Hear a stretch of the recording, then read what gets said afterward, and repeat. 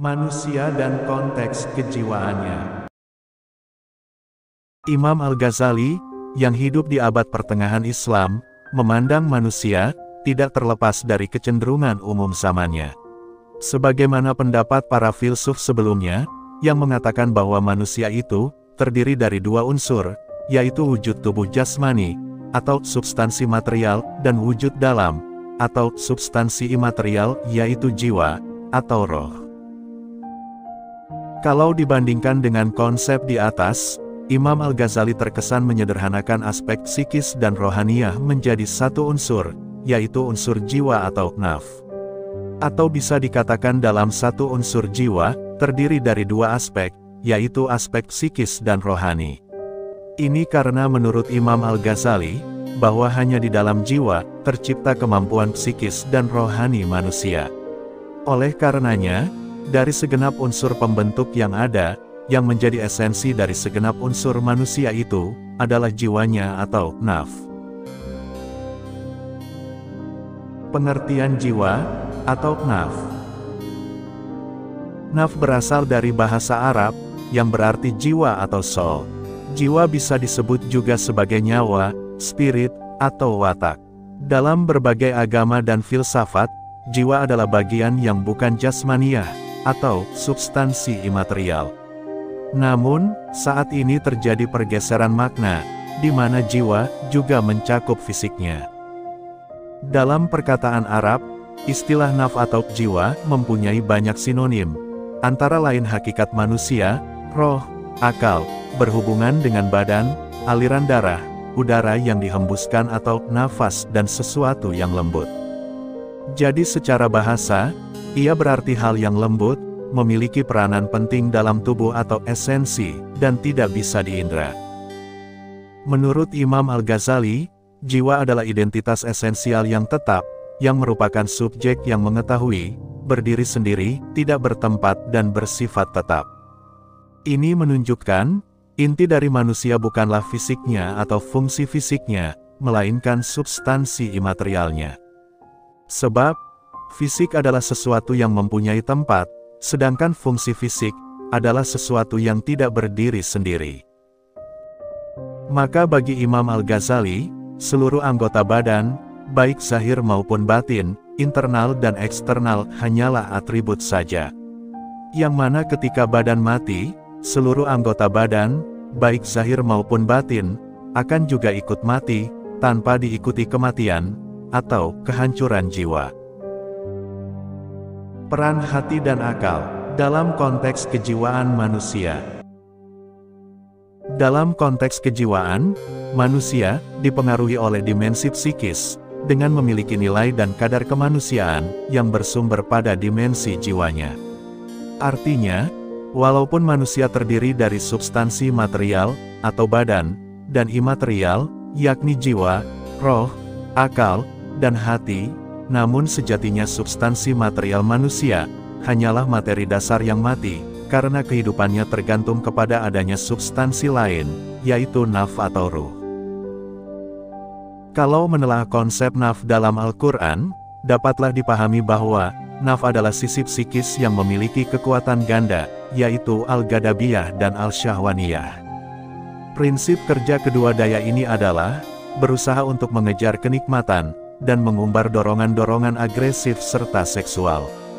Sehingga manusia yang hanya menuruti kedua daya ini, tak ubahnya seperti binatang dalam hal orientasi hidup yang dia kejar, bahkan lebih hina.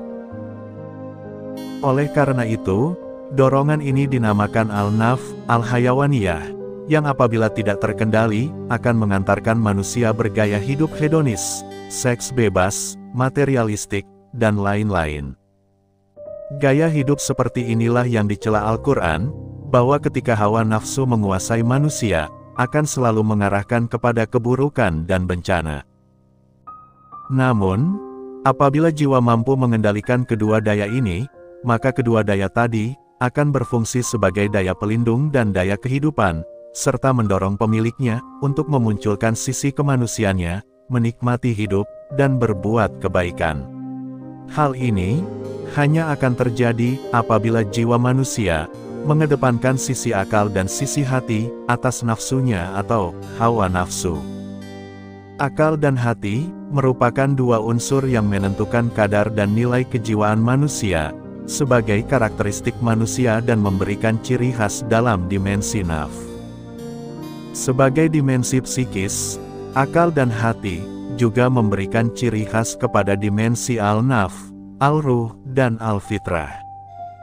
Sebagai permisalan, makhluk yang hanya dikendalikan oleh naf, dalam hal ini nafsu, maka ia adalah binatang. Sementara makhluk yang hanya dipengaruhi oleh al-ruh dan al-fitrah adalah malaikat. Sedangkan manusia adalah gabungan fungsi antara kadar kebinatangan dan kemalaikatan yang memiliki warna kemanusiaan, karena dirangkai dengan dimensi akal dan hati dalam susunan komposisi psikis manusia. Selanjutnya, Imam Al-Ghazali menjelaskan bahwa badan adalah kendaraan bagi qalb atau hati, dengan bekal dan bahan bakarnya adalah yang didapat selama kehidupan di dunia, yaitu ilmu yang bermanfaat yang akan menghasilkan amal saleh. Karena badan adalah alat yang bisa rusak, maka menjadi kewajiban qalb untuk menjaga badan dengan 3 cara, yaitu dengan makan, dan menjaganya dari sebab-sebab kehancuran badan, juga dengan pengetahuan. Dalam masalah makan, diciptakanlah bagi qalb 2 tentara, yaitu batin dan zahir. Yang batin berupa syahwat, dan yang zahir adalah tangan serta anggota badan yang dibutuhkan saat makan. Begitu juga dalam menjaga dari sebab kerusakan, diciptakan pula 2 tentara, batin dan zahir. Dalam penjelasan selanjutnya di dalam kitab Kimia Al-Sa'adah, Imam Al-Ghazali menggambarkan bahwa manusia ibarat sebuah gambaran kota pemerintahan, di mana qalb sebagai raja, badan laksana seluruh wilayah, akal sebagai perdana menteri, syahwat sebagai gubernur wilayah, amarah adalah musuh, sedangkan anggota badan baik zahir maupun batin, ibarat para tentara raja. Menjadi kewajiban raja untuk berkolaborasi dan bermusyawarah dengan perdana menteri, karena perdana menteri inilah yang mempunyai daya nalar pikir, guna mewujudkan keadaan negara yang baik, terutama dalam mengontrol gubernur dan mengawasi para musuh. Jikalau demikian yang terjadi, niscaya jiwa seseorang akan baik. Namun, kalau raja lengah, perdana menteri pun tak kuasa untuk mengendalikan para musuh.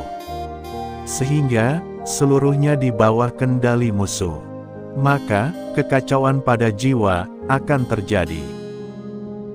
Begitu pula gambaran tentang jiwa seseorang.